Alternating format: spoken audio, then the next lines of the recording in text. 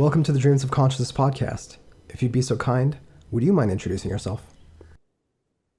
Hi, I'm Dylan Carlson from Earth. And Dylan, we spoke back in 2019 around the time that Full Upon Her Burning Lips came out. And during that conversation, you mentioned the film about Earth, Even Hell Has Its Heroes, that Clyde was working on at the time, and that you were contributing music to the film. As we're having this conversation, the movie had its premiere, I think, exactly a month ago on March 18th. I guess my first question is, when did you get to see the completed film, and what are your thoughts on it? We saw the completed film. I think it was in,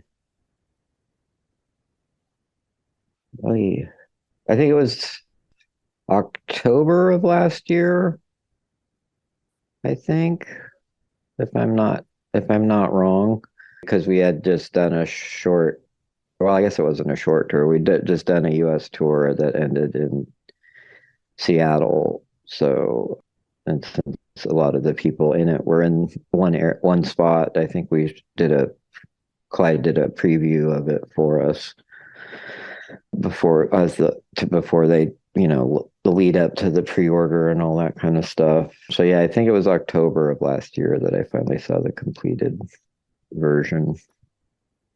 So yeah, I mean, I really like it, and like, even if I wasn't involved, I totally admire Clyde's work. But I guess the things I really like about it is the fact that it's one, music is such a big part of it. Like, it's there's a lot of documentaries on music where it's just sort of like, I don't know, it loses focus on the music sometimes, I feel like. But then this one also, I really like it because there's not like one perspective or like one narrative arc. It's just like there's so many people that have been involved over the years. And so I feel like it's I don't know, I like the fact that it's a lot of different people talking about the same thing instead of just like one person talking about something. Yeah, the film really, or I should say, Clyde really went out of the way to speak with the people involved with Earth in various capacities, not just band members, but producers, record label owners, things like that. Once you saw the film, were you surprised by anything they had to say? Yeah, I mean it was interesting because, some of the people, you know, most of the people I'm still friends with, and a lot of them I still work with, but, some of them over the course of time, people stop being friends or get bent out of shape, or, go on separate paths, or, scatter to the four winds. So yeah, there was definitely some interesting stuff in there of people who I either hadn't seen in a while, hadn't talked to in a while, some people that stopped talking to me, and whatnot. So yeah, it was very interesting, like to hear what their perspective was and to hear them talk about it. So yeah, and then, people who I really liked and was fortunate enough to work with, but then, didn't run into later, but obviously our life paths separated and have gone on in other directions as I've gone on. So, but yeah, I thought everyone had something interesting and good to say. And then, I kind of, I'm a self-avowed deadhead. And so I've always like with their live stuff, like the sort of warts and all thing where they release shows, some of the shows sound great, some of the shows don't sound so great. like I've always appreciated that kind of vibe of like, here's this thing, this is how it is, and let the chips fall where they may kind of attitude towards things. So like rather than, because there's so much myth making about music and like, the one narrative or one myth will become like the dominant theme about certain bands or certain musicians. And it's like, and I feel like a lot of times musicians, especially, that have either had a great impact or been around for a long time, there's a tendency to like try and, I don't know, just streamline the story or present this certain image. And I mean, I think we did, or Clyde did I don't know, I feel like it doesn't do that. It just lets people speak and lets people see this is what the thing is as much as possible. I mean, there's a lot of art because there's so much artifice in the music, in music, and this and so many people like, get an idea of a musician and then like, oh, they fit, it's like that's who they are, or this is all they are, or like, the sort of legend or myth crafting that it goes on. And that's something I spoke about with Clyde, which is this is not a behind the music kind of thing with the usual talking heads speaking about Earth in the Yeah. third person. This was a very personal film about the band from the band. Do you?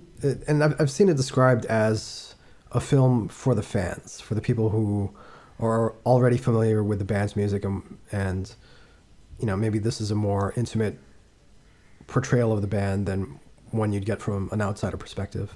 Do you feel that's a fair assessment? Yeah, I mean, I definitely think I mean, I think it's approachable by people not as familiar with the band, hopefully. But yeah, I mean, it's definitely like, it's for the heads, as they say, the, and I mean, hopefully, some people will come to it, maybe not as familiar with the band or whatever, and be like, oh, wow, this is interesting. What's up? And like, and, and view it as an entry in, you know, I mean, I'm not, because sometimes there's some bands, where there's always that weird thing where a lot of people like who are fans of a band then kind of like are like, oh, I don't want to share this with anyone else, or like, like this weird sort of ownership that happens, like especially you see it. I mean, we're definitely not in danger of that, but like you see it a lot with bands that become really successful, and then the people that were there at the beginning are sort of like, well, I don't like them anymore. Like they got too famous or they're too successful or like, but yeah, it's a band you like. You'd think you'd be, happy for them. Like I feel like that happened a lot, you know, whatever you think about the White Stripes, but like the White Stripes, like, oh, when they were putting out 7 inches and were the two-piece from Detroit, they were cool, but then, they had hits. Now, like, well, fuck, fuck Jack White, fuck the White Stripes, like, and it's like, I'm confused. Like, I mean, it kind of happened too, like, I guess with, you know, you see it a lot. I don't know, in certain Yeah, rock genres, yeah, definitely but as a metalhead who got into the music when it was very unpopular. hmm I've definitely been guilty of that over the years because I can remember seeing certain bands like Electric Wizard. I think is a band that shares a lot of facets with Earth, sonically speaking. We're probably very influenced by Earth at one point, and I can remember seeing that band with like 50 other people on a Tuesday night. You know what I mean? yeah, And so when a band like that gets big, I mean I can't speak for everyone. I know for me personally, a lot of the times it's not necessarily feeling that the band themselves changed, though sometimes there's an aspect of that. But when the crowd changes, when the audience changes, Yeah. sometimes it feels like you're being pushed out of a spot that you've been in for 10, 15, 20 years. Yeah, no, I mean, definitely. I mean, that certainly I feel like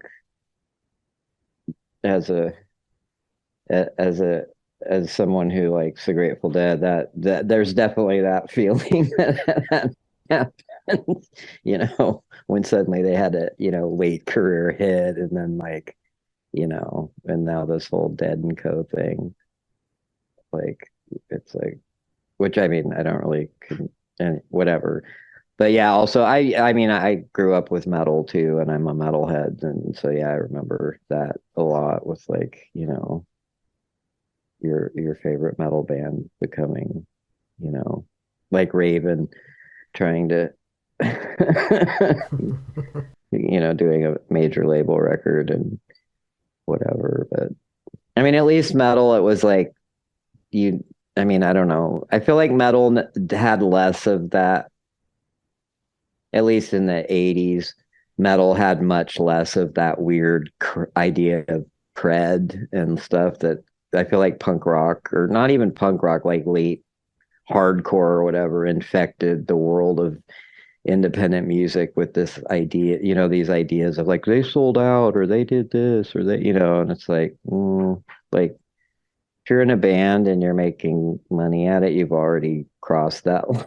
It's like, it's just how you handle it. You know what I mean? It's like there's like graceful ways to do it, and then there's bad ways to do it, I guess, but yeah, I don't know. It's just funny to me. It's like I said, we're not we've never been the most successful band in the world, so I think we're all right. But you know, In coming up with the soundtrack, did you already have a sense of what the scenes were going to be like? What was going to be filmed? not really. Clyde kind of said, "Oh, like basically gave us the scenes, and we like watched them, and then recorded stuff, and then I'm not sure. I mean, I'm not sure. I can't remember if Clyde just like did that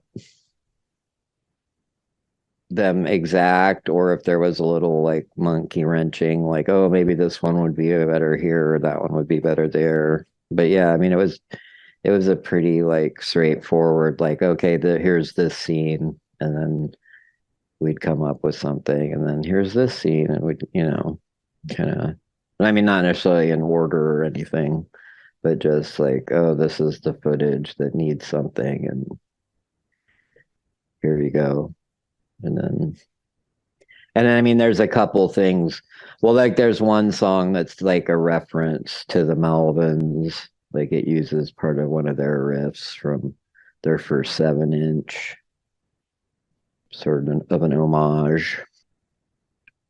And then and then other ones, it's like just kind of like a feel kind of thing, like, oh, this feels like that time or this era, depending on if it was like for sort of a historical spot in the film, or like, you know, and then the titles I sort of came up with later. I mean, some of them I had the idea for the titles while we were doing them, and then other ones was just sort of like I heard cool phrases on stuff I was either reading or watching on TV or whatever. So, As far as the collaborators that contributed to the soundtrack, these are people that you've worked with over the years, like Laurie Goldston, Steve Moore. Were you excited to work with them again for this project? well, it's funny because the stuff that they did sort of separately from us. That was like, I don't, like Steve Moore's piece was Steve Moore's piece, and then Carl Blau's was Carl Blau's, and Brett's was Brett. So like I think those were individually taken, or Clyde approach them. So so yeah, it's like there's like their stuff that's their stuff, and then the other stuff is like mostly I think most of it's the way the actual Earth tracks are me and Adrian, and then there's some other tracks that are other people that we weren't. I mean, we weren't involved in them. Those are, Clyde got them to do those, so we weren't all in the same spot at the same time for those parts.